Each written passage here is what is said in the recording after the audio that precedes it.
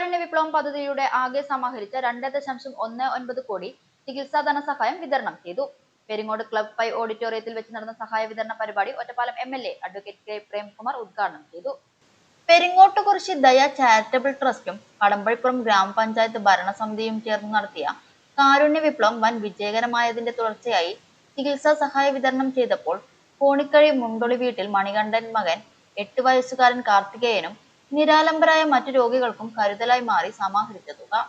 ചികിത്സാ സഹായ നിധിയിലൂടെയും മറ്റും ഉൾപ്പെടെ ആകെ സമാഹരിച്ച 2,19,00,000 രൂപയിൽ കാർത്തികേയന്റെ ചികിത്സയ്ക്കും തുടർ ചികിത്സയ്ക്കുമുള്ള തുക മാറ്റിവെച്ച് കടമ്പഴിപ്പുറം പഞ്ചായത്തിലെയും ജില്ലയുടെ വിവിധ ഭാഗങ്ങളിൽ നിന്നും തികച്ചും അർഹരായ രോഗികളെയും കണ്ടെത്തിയാണ് തുക നൽകിയത്.